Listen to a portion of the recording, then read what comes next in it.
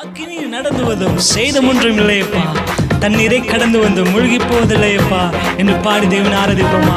இந்த ஆராதனை வேலைக்கு நான் உங்களை வரவிருக்கிறேன். செய்து பாடி தேவனை ஆராதிப்போம். அவர் நல்லவர். யாஸ், நல்ல கை தட்டி இதுவரை நம்மை நடத்தின தேவன். யாஸ், அவர் நல்லவர். எத்தனை நல்லவரப்பா. யாஸ், ஓ நல்லவர்.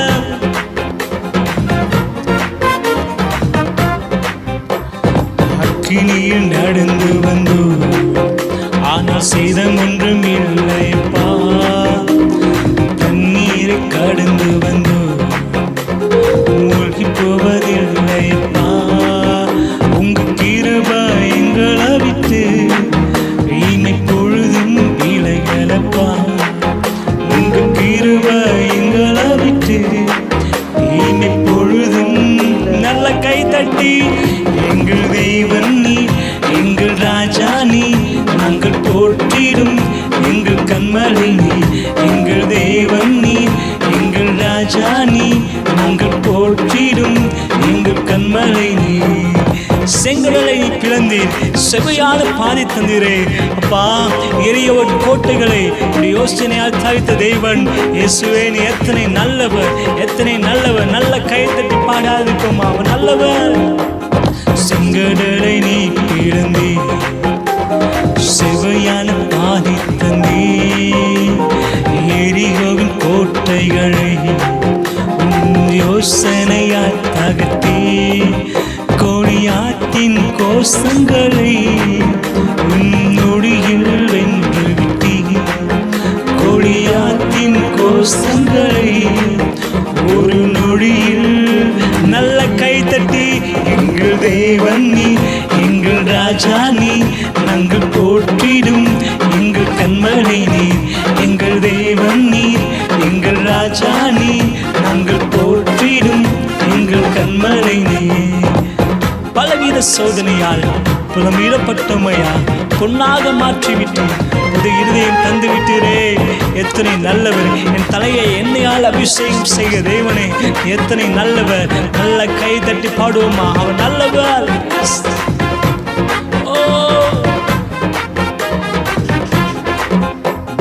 பலவித சோதனையா புலமிடப்பட்டமையா பொன்னாக மாற்றிவிட்டே, புது இருதயம் தந்து விட்டே. என் தலையை எண்ணெயினால் அபிஷேகம் செய்து விட்டே. என் தலையை எண்ணெயினால் அபிஷேகம். நல்ல கை தட்டி எங்கள் தேவன் நீ, எங்கள் ராஜா நீ, நாங்கள் போற்றிடும் எங்கள் கண்மலை நீ. எங்கள் தேவன் நீ, எங்கள் ராஜா நீ, நாங்கள் போற்றிடும் எங்கள் கண்மலை நீ. வருடங்களை உமது கிருபையினால் கடந்தும் இனி வரும் நாட்கள் எல்லாம் உடைய மகிமைதனை காண்போம் அப்பா. அப்பா, எங்கள் ஆயுள் உள்ளவரை இயேசு நாமத்தை உம்முடைய நாமத்தை உயர்த்திடுவோம். உள்ளவரை சேர்ந்து பாடுவோமா. நல்லவர். வருடங்களை உமது கிருபையினால் கடந்தோம், இனி வரும் நாட்கள் எல்லாம் உங்கள் மகிமைதனை காண்போம்.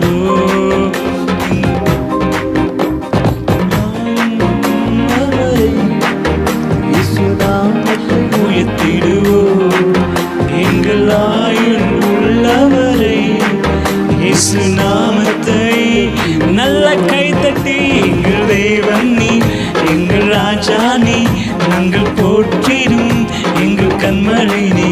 எங்கள் தேவன் நீ, எங்கள் ராஜா நீ, நாங்கள் போற்றிடும் எங்கள் கண்மலை நீ. அக்கினியில் நடந்து வந்து ஆனால் சேதம் ஒன்றும் இல்லையப்பா, தண்ணீரை கடந்து வந்து மூழ்கி போவதில்லையப்பா. உங்க கிருபை எங்களை விட்டு இனி பொழுதும் விலகலப்பா. நீங்க பாடுங்க. உங்க கிருபை எங்களை விட்டு இனி பொழுதும். மறுபடி சொல்லுங்க. எங்கள் தேவன் நீ, எங்கள் ராஜா நீ, நாங்கள் போற்றிடும் எங்கள் கண்மலை நீ. எங்கள் தேவன் நீ, எங்கள் ராஜா நீ, எங்கள் கண்மை எங்கள் தெய்வ நீரே ஆண்டவரே. இதுவரை நடத்த எல்லா விதங்களுக்காக நன்றி. பாடுங்க எஸ் அப்பா. எங்கள் தெய்வனே எத்தனை நல்லவர் அப்பா. பலவீன சோதனால் புறம்பிடப்படும் போது எங்களுக்காக துணை நின்று எங்களுக்காக யாவையும் செய்தவரே. நல்ல கையை தட்டி இயேசுவே எங்கள் தெய்வனே அப்பா. எங்கள் நாங்கள் போற்றி எங்களுடைய கண்மலையே நல்ல கையை தட்டி யாசாவ நல்லவர் நல்ல கையை தட்டி அப்பா. எத்தனை நல்லவர் ஆச்சரியமாய் எங்களை நடத்தி வந்தவரே. அதிசயமாய் நடத்தி வந்தவரே அப்பா. நீ நல்லவர் ஆண்டவரே, நல்லவர் அப்பா.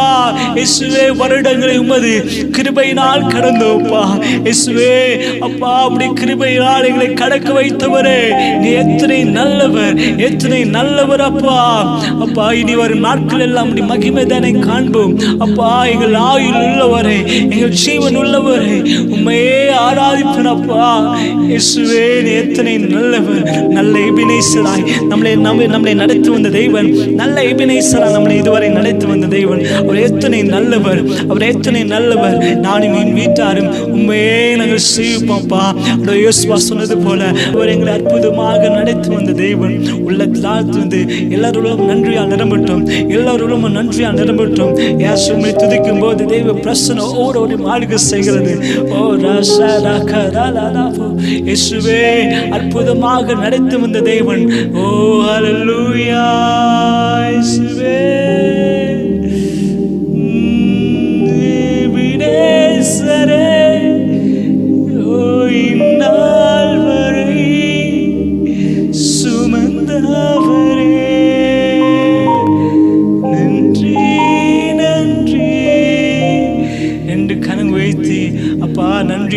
நன்றி ஆண்டவரே அப்பா. இதயத்தில் சுமந்தவரே, கருப்போல் எங்களை காத்தவரே, கருப்போல் எங்களை சுமக்கிறவரே அப்பா.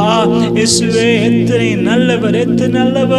நம்மளை வழிகாட்டின தேவன், நம்மளை பாதுகாத்த தேவன். உள்ளத்திலிருந்து அப்பா தேவனை நோக்கி பாடுவோமா. அவர் நல்லவர். எஸ் நானும் என் வீட்டார் ஆண்டவரே உண்மையே செய்வோம்ப்பா. ஆண்டவரே உண்மையே நாங்கள் ஆராதிப்போம்ப்பா. நீ அப்படியே எத்தனை நல்லவர். உள்ளத்திலிருந்து தேவனை பாடுவோமா. ஓ நன்றி ஆண்டவரே. நானும் என் வீடும் என் வீட்டார் அனைவரும் ஓயாமல் நன்றி சொல்லுவோம். நானும் என் வீடும் என் வீட்டார் அனைவரும் ஓயாமல் நன்றி சொல்லுவோம். ஒரு கருப்போல காத்தீரே நன்றி. என்னை சிதையாமல் சுமந்தீரே நன்றி. ஒரு கருப்போல காத்தீரே நன்றி. என்னை சிதையாமல் சுமந்தீரே. எபினேசரே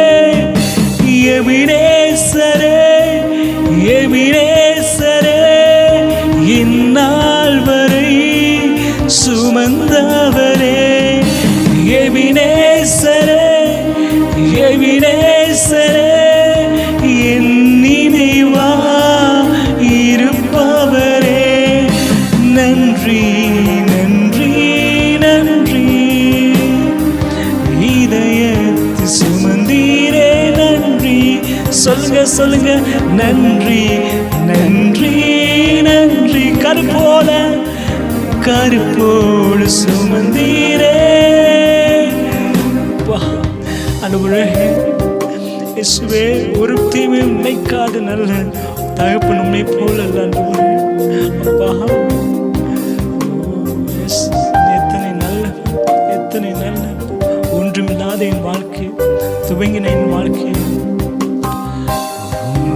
ஒன்றுமையில்லாத துவங்கின என் வாழ்வு நன்மையாய் நிறைந்துள்ளது. ஒன்றுமையில்லாத துவங்கின என் வாழ்வு நன்மையாய் நிறைந்துள்ளது. ஒரு தீமையும் நினைக்காத, ஒரு தீமையும் நினைக்காத நல்ல ஒரு தகப்பன் உம்மை போல இல்லை. நீங்க பாடுங்களேன். ஒரு தீமையும் நினைக்காத நல்ல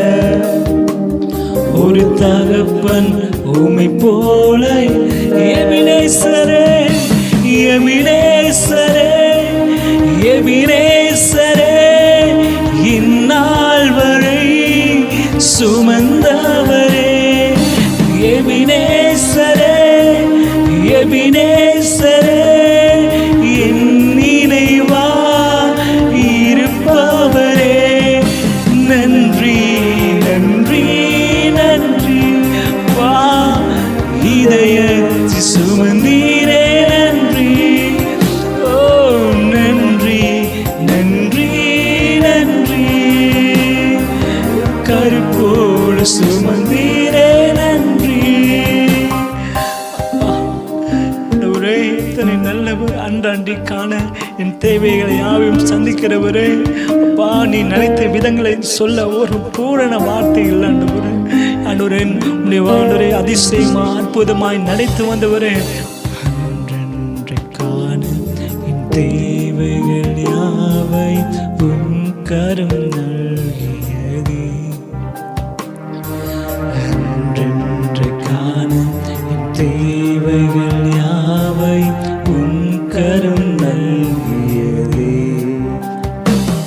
நீ நடத்தின விதங்களை சொல்ல ஒரு பூரண வார்த்தை இல்லை நீ நடத்திடும் விதங்களை சொல்ல ஒரு பூரண வார்த்தை எபினேசரே எபினேசரே எபினேசரே நாள் வரை சுமந்தவரே எபினேசரே எபினேசரே என் நினைவா இருப்பவரே நன்றி நன்றி நன்றி இதயத்தை சுமந்தீரே நன்றி நன்றி நன்றி நன்றி ஒரு கருப்போடு சுமந்தீரே ஞானிகள் மத்தியில் பைத்தியமான என்னை தெரிந்து கொண்டீரே அப்பா ஞானிகளை வெட்கப்படுத்தும் பைத்தியமானவர்களை தெரிந்து கொண்டது இதற்கான பாத்திரம் நான் அல்லப்பா இது கிருபை ஒன்று வேறு ஒன்று ஆண்டவரே பாடுவோமா ஞானிகள் மத்தியில் பைத்தியம் என்னை அழித்தது அதிசயமே ஞானிகள் மத்தியில் பைத்தியம் என்னை அழைத்தது அதிசயமே நான் இதற்கான பாத்திரம் நல்ல இது கிருபையே வேறொன்றுமில்லை நான் இதற்கான பாத்திரம் நல்ல இது கிருபையே வேறொன்றுமில்லை எபினேசரே எபினேசரே எபினேசரே இந்நாள் வரை சுமந்தவரே எபினேசரே எபினேசரே நினைவா இருப்பவரே நன்றி நன்றி நன்றி நன்றி இதயத்தில் சுமந்தீரே நன்றி நன்றி நன்றி கந்தீரே நான் என் வீடும் என் வீட்டார் அனைவரும் ஓயாமல் நானும் என் வீடும் என் வீட்டார் அனைவரும் ஓயாமல் நன்றி சொல்வோம் ஒரு கருப்போல காத்தீரே நன்றி என் சிதையாமல் சுமந்தீரே நன்றி ஒரு கருப்போல காத்தீரே நன்றி என் சிதையாமல் சுமந்தீரே ஓ எபினேசரே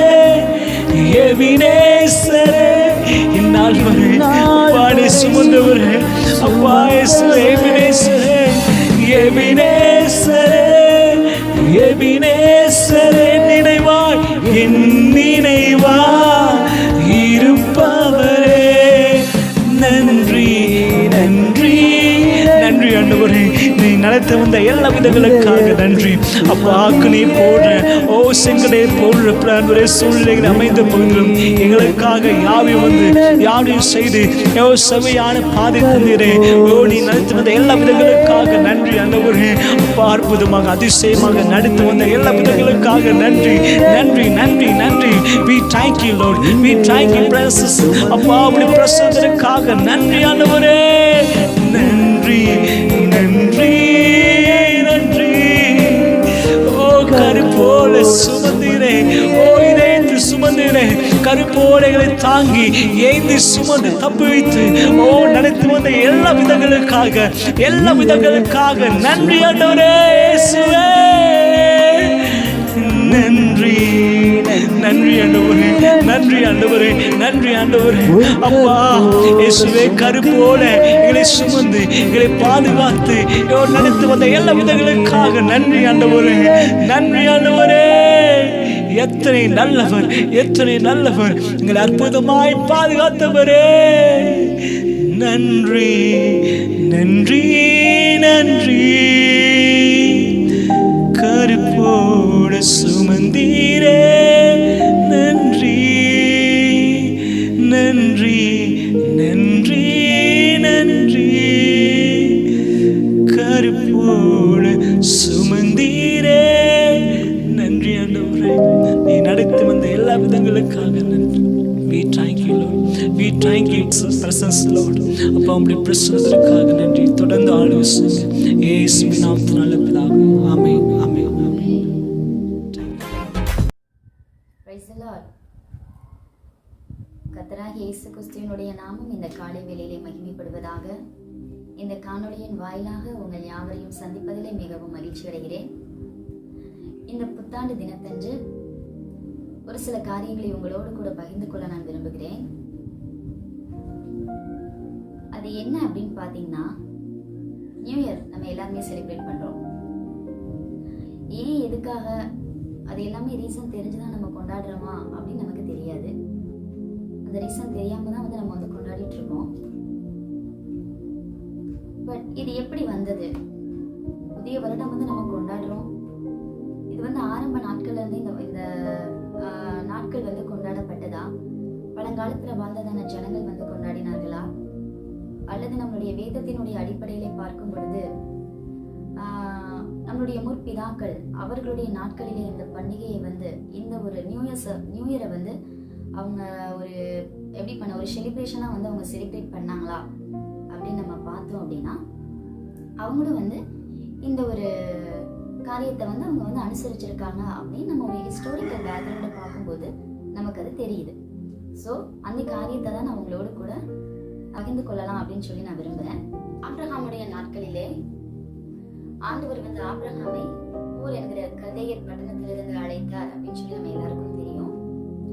அவர் வாழ்ந்ததான் அந்த நாட்கள்ல மெசபத்தோமியா என்கிறதான ஒரு பட்டணம், ஒரு நாகரிகம் இருந்தது அப்படின்னு சொல்லி நம்ம அநேகருக்கு அது தெரியும், தெரிந்திருக்க அநேக வாய்ப்புகள் இருக்கு.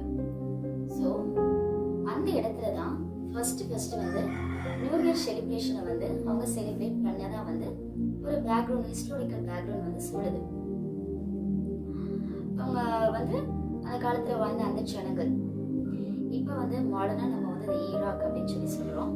ஆனா அந்த நாட்கள்ல அவங்க மெசபத்தோமியா அப்படின்னு தான் சொல்லுவாங்க. கிட்டத்தட்ட ஆண்டவராகிய இயேசு கிறிஸ்து பிறப்பதற்கு 2024 வருடங்களுக்கு முன்பதாகவே இந்த நியூ இயரை அவங்க கொண்டாடினாங்க அப்படின்னு சொல்லி ஹிஸ்டாரிக்கல் பேக்ரவுண்ட் சொல்லுது. அதாவது இளவேனில் காலம் அப்படின்னு சொல்லி சொல்லக்கூடியதான தமிழ் மாதங்கள்ல சித்திரை, வைகாசி, அதாவது நம்ம இங்கிலீஷ் மந்த் பார்க்கும்போது மார்ச், ஏப்ரல் அந்த மந்த் வரும். அந்த டைமிங்ல தான் அவங்க நியூ இயரை கொண்டாடினாங்க அப்படின்னு சொல்லி ஹிஸ்டரி சொல்லுது. ஸோ அந்த காலத்துல வாழ்ந்ததான பாபிலோனியர்கள், அந்த பாபிலோனியர்களுக்கு அருகில் உள்ளதான சில ரோமர்கள் மார்ச் 1 தான் நியூ இயர் அப்படின்னு சொல்லி ஃபிக்ஸ் பண்ணி நியூ இயரை மார்ச் 1 அவங்க செலிப்ரேட் பண்ணிட்டு இருந்தாங்க. எதுக்காகன்னு பாத்தீங்கன்னா, அந்த நாட்கள்ல லாட்டின் மொழியை அவங்களுடைய மொழி லாட்டின் மொழி தான், அதாவது லத்தீன் மொழி. ஸோ அவங்களுடைய கேலண்டரை நம்ம பார்த்தோம் அப்படின்னா அவங்களுக்கு 10 மாதங்கள் தான் இருக்கும். நமக்கு இந்த நாட்கள்ல 12 மாதங்கள் இருக்கு. பட் அவங்களுக்கு வந்து 10 மாதங்கள் தான் இருக்கும். அதுல வந்து செப்ட் அப்படின்னா 7னும், அக்டோ அப்படின்னா 8 அப்படின்னும், நவம் அப்படின்னா அதனுடைய மீனிங் 9, திசம் அப்படின்னா அதனுடைய மீனிங் 10. லர்டின்ல வந்து இதனுடைய மீனிங் வந்து இதுதான். ஸோ அதனால அவங்க வந்து 10 மந்த் தான் அப்படின்னு சொல்லி ஃபிக்ஸ் பண்ணி ஒரு இயருக்கு வந்து 10 மந்த் தான் ஃபிக்ஸ் பண்ணி மார்ச் 1 வந்து நம்ம நியூ இயர் செலிப்ரேஷனாக வந்து அவங்க வந்து செலிப்ரேட் பண்ணிட்டு இருந்தாங்க. ரொம்ப பல வருடங்களாக பாரம்பரியமாக காலங்களாக அந்த ஜனங்கள் வந்து அதை தான் பின்பற்றிட்டு வந்தாங்க. ஸோ மார்ச் 1 தான் அவங்க வந்து நியூ இயராக வந்து செலிப்ரேட் பண்ணிட்டு இருந்தாங்க. கிட்டத்தட்ட பிசி கிமு 153 வந்து ரோமர் ஆட்சி நடந்துட்டு இருக்கிறதான அந்த பீரியட்ல வந்து செகண்ட் கிங் நொமா பொண்டிலிக்ஸ் அவங்களுடைய பேர் வந்து 2வது ராஜா நொமா பொண்டிலிக்ஸ் அவங்க வந்து ஒரு கேலண்டர் வந்து வெளியிடுறாங்க. அந்த கேலண்டர்ல வந்து அவங்க எப்படி மந்த் வந்து ஆர்டர் பண்ணியிருக்காங்க அப்படின்னா ஜான்வரில இருந்து டிசம்பர் வரைக்கும் ஜான்வரி 1 மந்தாவும் பிப்ரவரி 2 மந்தாவும் அதுல வந்து ஆர்டர் பண்ணியிருக்காங்க. அதுல வந்து மார்ச் 1 மந்தா வந்து அதுல குறிப்பிடப்படல, மார்ச் வந்து 3rd மந்தா தான் வந்து அதுல குறிப்பிடப்படுது. ஆனாலும் கூட ஜனங்கள் வந்து என்ன பண்ணல, அதை வந்து அவங்க ஏற்றுக்கொள்ளல. இன்னும் அந்த ஜனங்கள் வந்து மார்ச் 1 தான் வந்து அவங்க நியூ இயர் செலிப்ரேஷன் அப்படின்னு சொல்லி அவங்க அந்த நாட்களை வந்து செலிப்ரேட் பண்ணிட்டு இருந்தாங்க. அப்படி இருக்கும்போது காலங்கள் கடந்தது. சில ஆண்டுகள் கழிந்ததுக்கு அப்புறம் நிலவின் சுழற்சி, அதாவது நிலவை மையமாக வைத்து நிலவினுடைய சுழற்சியை மையமாக வைத்து ஒரு கேலண்டர் வந்து அவங்க பிரிண்ட் பண்றாங்க. அதையும் வந்து நாளடைவில் வந்து ஜனங்கள் அதையும் வந்து என்ன பண்ணலன்னா அதை வந்து அவங்க ஏற்றுக்கொள்ளல. ஸோ அவங்க மார்ச் 1 தான் இன்னும் வந்து அந்த ஜனங்கள் வந்து என்ன பண்ணியிருந்தாங்கன்னா அதை ஃபாலோ பண்ணிட்டு தான் வந்தாங்க. அதுக்கப்புறம் ஜூலியஸ் சீசர், அவரை பத்தி நம்ம எல்லாருக்கும் தெரியும். நம்ம ஸ்கூல் படிக்கும்போது அவங்கள பத்தி நம்ம அதிகமா வந்து படிச்சிருப்போம். ஸோ அவர் வந்து சூரியனை மையமாக வைத்து ஒரு கேலண்டர் வந்து ரெடி பண்றாங்க. ஆனா அந்த கேலண்டரை வந்து ஜனங்கள் வந்து அக்செப்ட் பண்ணிக்கல. இன்னும் அவங்க மார்ச் 1 தான் என்ன பண்ணாங்கன்னா ஜனங்கள் வந்து கொண்டாடிட்டு இருந்தாங்க. அப்போ அதுக்கப்புறம் வந்து ஜான்வரி 1 வந்து யாருமே வந்து எப்படி சொல்ல ஒரு நியூ இயர் அப்படின்னு சொல்லி ஏத்துக்கவும் இல்லை. அதை வந்து ஒரு செலிப்ரேஷன் அவங்க வந்து செலிப்ரேட் பண்ணவும் கிடையாது. மார்ச் 1 தான் ரொம்ப நாளாவே அதுக்கப்புறம் அவங்க ரொம்ப காலங்களாவே அவங்க வந்து அதை ஃபாலோ பண்ணிட்டு வந்தாங்க அப்படின்னு சொல்லி ஹிஸ்டரி சொல்லுது. அது போக போப் அந்த நாட்கள்ல வந்து போப் அவனுடைய தலைமையின் கீழே தான் நிறைய காரியங்கள் நடக்கும் அப்படின்னு சொல்லி நம்ம படிச்சிருப்போம், நமக்கு எல்லாருக்கும் தெரியும். அப்போ 12ஆம் போப் அவருடைய பேர் வந்து கிரிகிரி, அவருடைய நேம் வந்து கிரிகிரி. 12ஆம் போப் கிரிகிரி அவர் வந்து ஒரு கேலண்டர் வந்து வெளியிடுறாரு. அதற்கு பேர் என்னன்னா கிரிகோரியன். அவருடைய நேம் வந்து கிரிகிரி அப்படின்றதுனால அவருடைய பிரிண்ட் பண்ணதான கேலண்டருக்கு பேர் வந்து கிரிகோரியன் அப்படிங்கிறதான ஒரு கேலண்டர் வந்து வெளியிடுறாரு.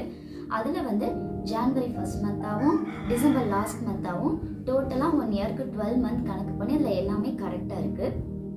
அதுக்கப்புறம் அந்த கேலண்டர் வந்து இந்த கிரிகோரியன் வெளியிட்டதான அந்த கேலண்டர் வந்து அந்த காலத்துல உள்ளதான புரோட்டஸ்டன்ட் கிறிஸ்டியன்ஸ் அவங்களும் ரோமன் கத்தோலிக்ஸ் அந்த ஜனங்களும் அதை வந்து ஓகே இதை நம்ம ஃபாலோ பண்ணலாம் அப்படின்னு சொல்லி அதை வந்து அவங்க அக்செப்ட் பண்ணிக்கிறாங்க. ஸோ அதனால அவங்க அக்செப்ட் பண்ணிக்கிட்டதுனால இது உலகம் முழுவதுமே அது ஓகே நம்ம இதவே வந்து ஃபாலோ பண்ணலாம் அப்படின்னு சொல்லி அவங்களுடைய கிரிகோரியன் கேலண்டர் வந்து உலகம் முழுவதும் என்ன பண்ணுச்சுன்னா ஏத்துக்கிடுச்சு. ஓகே நம்ம வந்து மார்ச் 1 வந்து நியூ இயரா செலிப்ரேட் பண்ணாம ஜான்வரி 1 வந்து நம்ம நியூ இயரா வந்து செலிப்ரேட் பண்ணலாம் அப்படின்னு சொல்லி இந்த உலகம் ஏத்துக்கிச்சு. அன்னையில இருந்து இன்னைக்கு நம்மளுடைய ஜெனரேஷன் வரைக்கும் பல நூற்றாண்டுகள் கடந்துருச்சு, பல முன்னோர்கள் வந்து கடந்துட்டாங்க. ஆனாலும் கூட இன்னைக்கும் நம்ம வந்து அந்த இதை வந்து ஃபாலோ பண்ணிட்டு தான் இருக்கோம். நம்மளுடைய உலகத்துல பார்க்கும் பொழுது எத்தனையோ இனங்கள் இருக்கு, மொழிகள் இருக்கு, மதங்கள் இருக்கு. ஆனாலும் ஜாதி, மதம், இனம், மொழி எந்த ஒரு வேறுபாடுமே இல்லாம நம்ம எல்லாருமே என்ன பண்ணோம்னா ஜான்வரி 1 அதை தான் வந்து நம்ம வந்து நியூ இயரா வந்து செலிப்ரேட் பண்ணிட்டு இருக்கோம். இது வந்து இந்த நியூ இயர்க்காக மாத்திரம் வந்து இந்த கிரிகோரியன் கேலண்டர் வந்து அவங்க வந்து அக்செப்ட் பண்ணிக்கல. ஸோ அவருடைய கேலண்டரை அடிப்படையாக வைத்து தான் ஆண்டவருடைய பிறப்பு, அவருடைய மரணம், அவருடைய உயிர்ப்பு, ஆண்டவரை பற்றியதான எல்லா காரியங்களையுமே இவருடைய அந்த கேலண்டரை வைத்து தான் வந்து அவங்க குறிப்பிட்டிருக்காங்க. ஸோ அதனால வந்து இவருடைய கேலண்டரை வைத்து தான் நம்ம வந்து கிறிஸ்துமஸ் கொண்டாடுறோம், இவருடைய கேலண்டரை வைத்து தான் நம்ம வந்து நியூ இயர் கொண்டாடுறோம் அப்படின்னு சொல்லி வந்து ஒரு சில ஹிஸ்டாரிக்கல் ஈவெண்ட்ஸ் வந்து நமக்கு வந்து சொல்லுது. ஸோ இதுல வந்து நமக்கு என்ன தெரியுது அப்படின்னா, ஆண்டவருடைய பிறப்பு ரொம்ப வந்து இந்த பீரியட்ல வந்து இந்த காலகட்டங்கள்ல வந்து ரொம்ப முக்கியமா இருக்கு அப்படின்னு சொல்லி வந்து நமக்கு காட்டுது. நாம வந்து அந்த கிறிஸ்துமஸ் பண்டிகையில மட்டும்தான் நம்ம வந்து யோசிப்போம், ஆண்டவருடைய பிறப்பின் தினம், ஆண்டவர் பிறந்ததன நோக்கம், அவர் எதற்காக அந்த உலகத்திற்கு வந்தார், எதற்காக மரித்தார், நம்மளுடைய பாவத்துக்காக தான் அவர் வந்தார் மரித்தார், எல்லாத்தையுமே நம்ம எப்போ நினைவு கூறுவோம் அப்படின்னா, ஒன்று டிசம்பர் 25 அப்படி இல்லைன்னா டிசம்பர் அந்த மந்த் ஃபுல்லா நம்ம வந்து ரிமெம்பர் பண்ணிட்டே இருப்போம். மித்த இருக்கிற அந்த 11 மாதங்களுமே நம்ம என்ன பண்ண மாட்டோம், அதை வந்து நம்ம சரியா ரியலைஸ் பண்ண மாட்டோம். அதனுடைய மையமா வைத்து அந்த நாளை மட்டும் நாம் வந்து நினைவில் கொள்ளாமல் ஒவ்வொரு நாளும், நம்முடைய வருடத்தில் இருக்கிற ஒவ்வொரு நாளும், விசேஷமாக இந்த வருடத்தினுடைய முதல் நாளும் கூட நாம் அவருடைய பிறப்பை வந்து நாம் நினைவு கூறுகிறவர்களா இருக்கணும். ஆண்டவர் வந்து இந்த உலகத்திற்கு வந்து பிறந்தார், அவதரித்தார், நம்முடைய பாவத்திற்காக மரித்தார், எல்லாம் நமக்கு தெரியும், ஓகே தான். அதை நாம் டிசம்பர் மாதத்தில் மாத்திரம் நினைவு கூறுகிறவர்களாய் அல்லாமல், இந்த புதிய வருடத்துல வந்து நிறைய பேர் அதை வந்து நினைவு கூறுகிறது இல்லை. நமக்கு வந்து ஒரு புதிய வருஷம் கிடைச்சிச்சு, வந்து நம்ம என்ஜாய் பண்ணலாம், நம்ம ஜாலியா இருக்கலாம் அப்படின்னு சொல்லி இந்த நியூ இயர் ஃபர்ஸ்ட்ல பார்த்தா எல்லாரும் தன்னுடைய ஹாப்பினஸ் வந்து பல விஷயங்கள் மூலமாக, பல அந்த காரியங்கள் மூலமாக வந்து அதை வெளிப்படுத்துவாங்க, அதை வந்து காண்பிப்பாங்க. ஆனா ஜனவரி ஃபர்ஸ்ட்ல வந்து எத்தனை பேர் ஆண்டவருடைய பிறப்பு அந்த புதிய வருஷத்துல நினைவு கூறுறாங்க அப்படின்னு நம்ம யோசிச்சோம் அப்படின்னா, அது மிகவும் ஒரு சந்தேகத்துக்குரியதான ஒரு காரியம் தான். யாரும் வந்து அதை யோசித்து கூட பார்க்கிறது கிடையாது.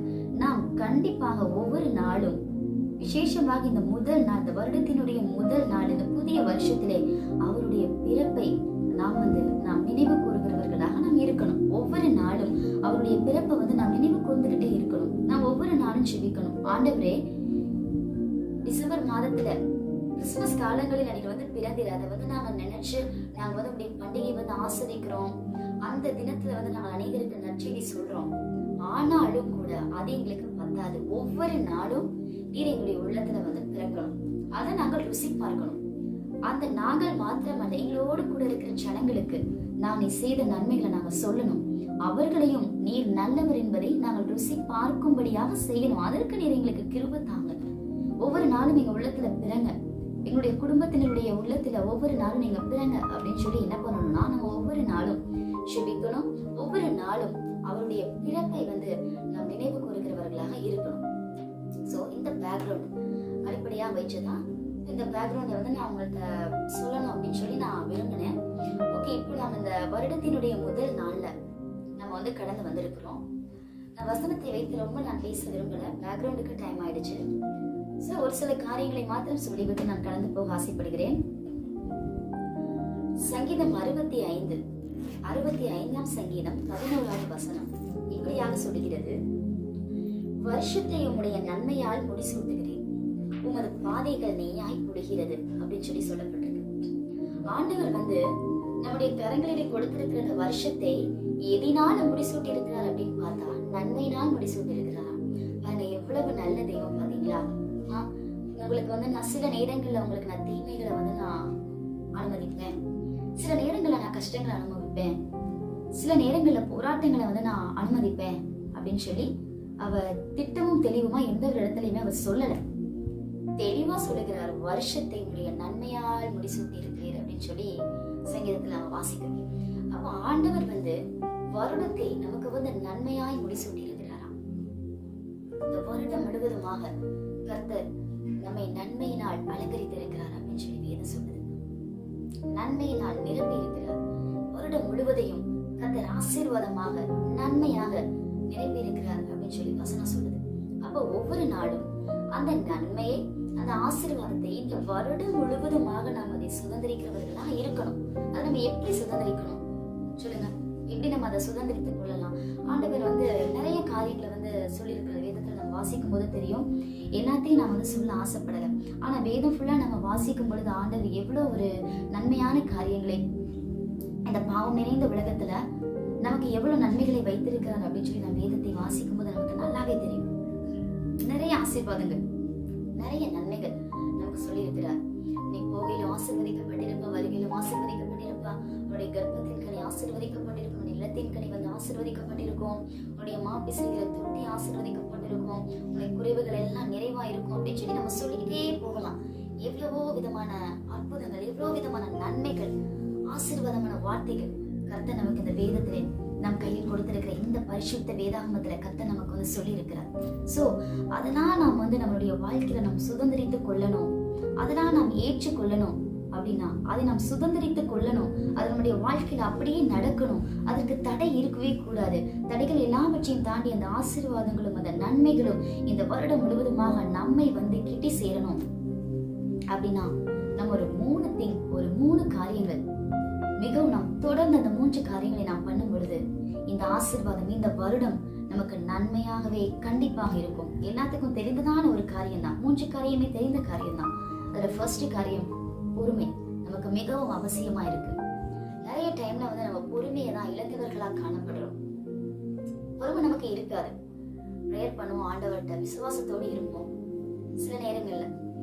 பட் நாட்கள் கழிய மாதங்கள் கழிய வருடங்கள் கழிய அந்த வெயிட் பண்ணுகிறதான பீரியட் வந்து நமக்கு ரொம்ப ஒரு கஷ்டத்தை தரக்கூடியதா வந்து இருக்கும்.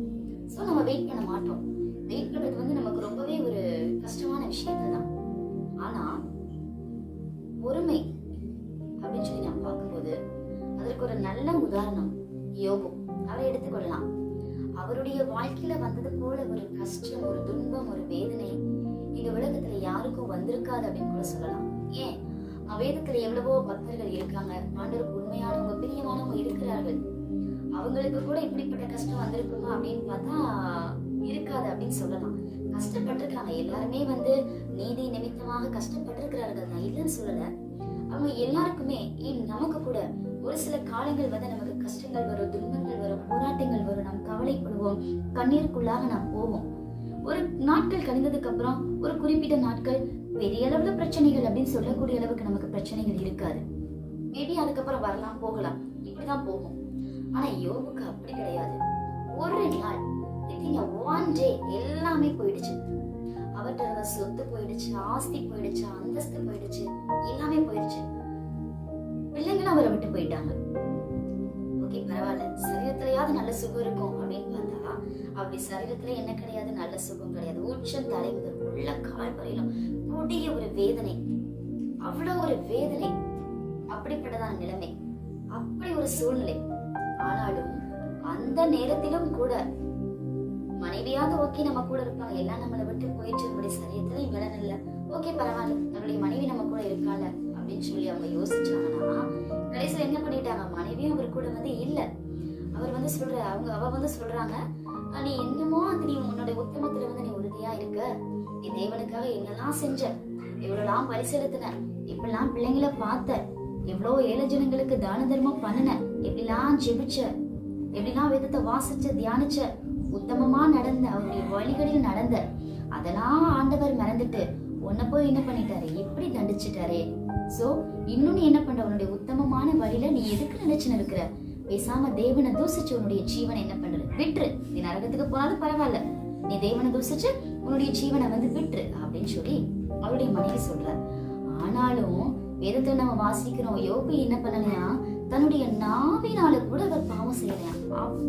அப்படியாக அவருடைய பொறுமை வந்து என்ன பண்ணுச்சு, அந்த அளவுக்கு காணப்பட்டுச்சு.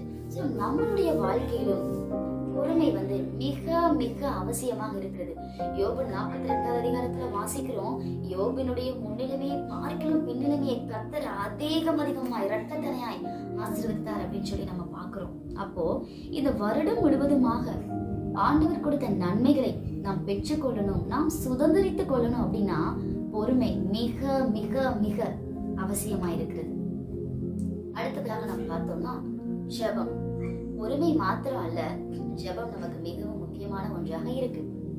ஜெபத்துக்கு நாம் எக்ஸாம்பிள் பார்த்தோம்னா யாபேஸ பார்க்கலாம். 1 நாளாகமத்துல வாசிக்கிறோம், யாபேஸ் ஜெபிக்கிறார், தேவரீர் என்னுடைய எல்லையை பெரிதாக்கி உமது கரம் என்னோடு இருந்து தீங்கு என்னை துக்கப்படுத்தாத படிக்கிறதற்கு என்னை விலக்கி காத்திரலும் அப்படின்னு சொல்லி ஜெபிக்கிறார்.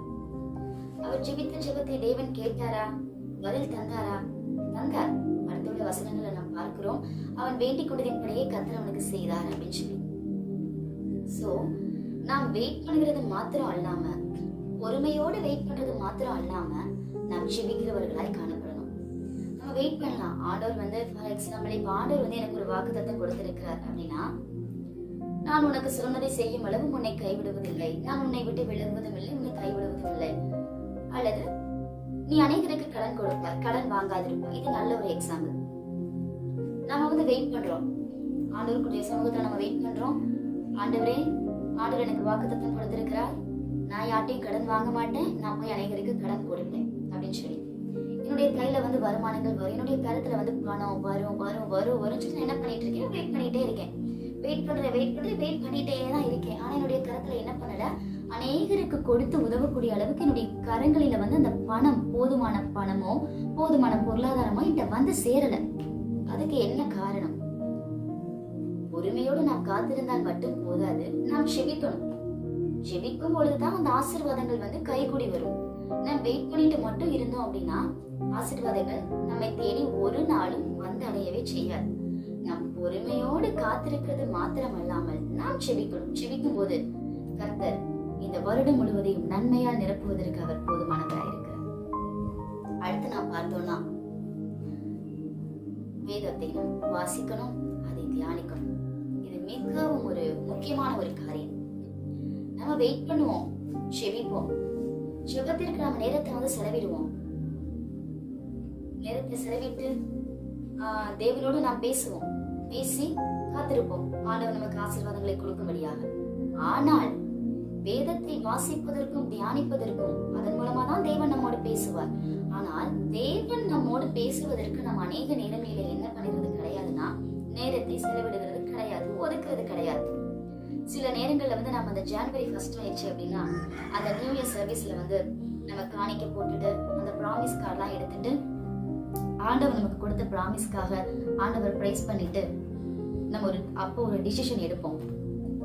நான் வந்து ஃபார் எக்ஸாம்பிளுக்காக சொல்றேன், இந்த 1 இயர்ல நான் ஒரு டைம் ஆது நான் பைபிளை வாசிச்சு நான் முடிப்பேன், அல்லது ஒரு 2 டைம்ஸ் நான் வாசிச்சு முடிப்பேன். மெஜாரிட்டி 1 டைம் அப்படின்னு சொல்லி தான் நம்ம எல்லாருமே ஒரு டிசிஷன் வந்து எடுப்போம்.